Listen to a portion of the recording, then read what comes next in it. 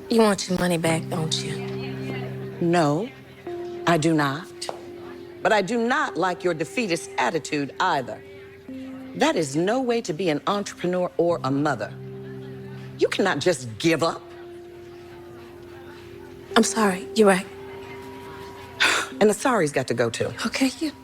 Spray. But while I don't want my money back yet, Even though it was a very quick scene, I gotta admit, I enjoyed seeing Marie, talking to Pam and Karen. And like I said in my review, the way Marie just gave Karen some tough love,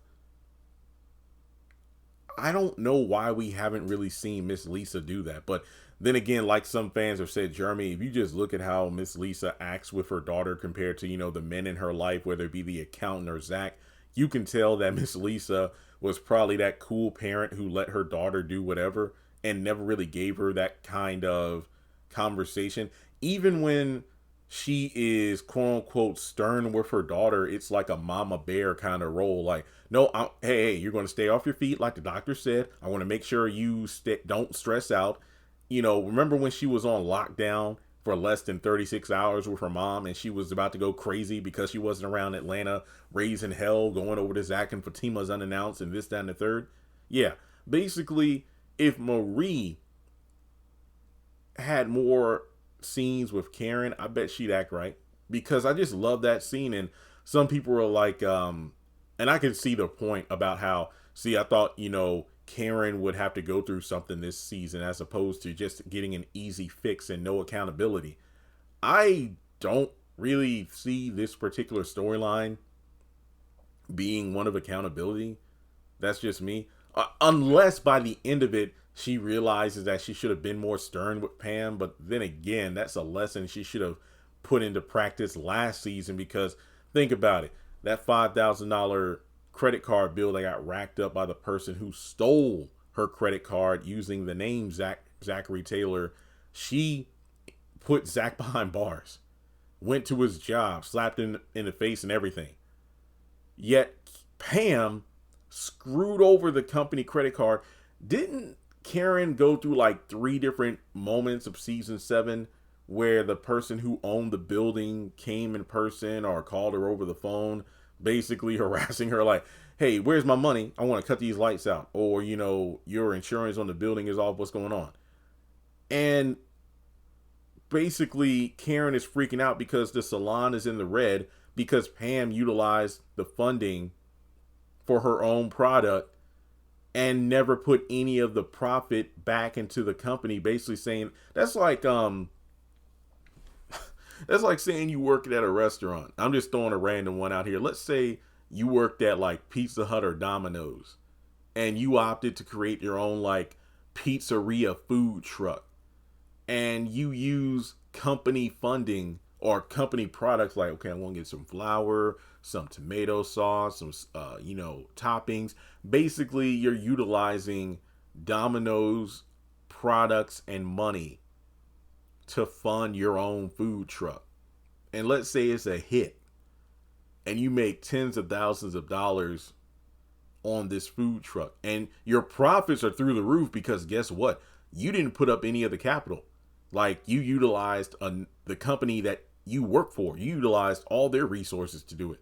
Now, tell me how that makes any sense that Karen would not put her foot down a lot sooner. Because not only is this salon new, she's literally coming back from her old one burning down. She's about to pop with these 2 babies. So you would think she would pay closer attention to the finances of her own business.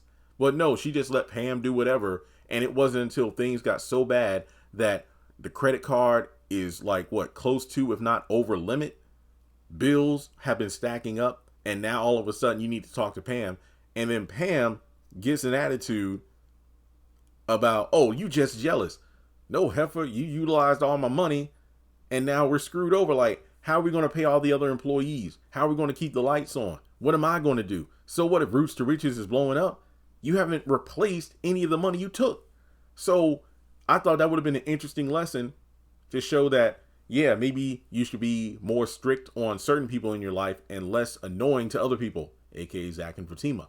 Now, when it comes to the Marie situation, for her to have to call out Karen for being have a defeatist attitude, believe it or not, that doesn't sound like Karen at all. I mean, seriously, her acting like a defeatist, like, well, I guess that means you want your money back.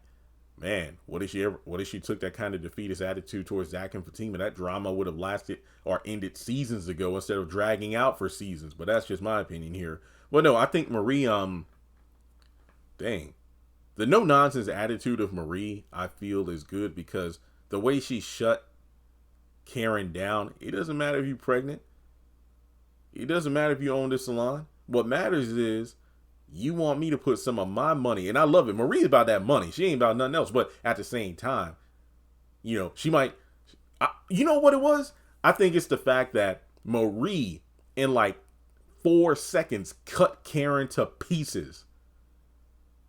The same way Karen does to other people. And I think it's like, oh, wow. So I just love the fact that in that moment, Karen got a little bit of comeuppance.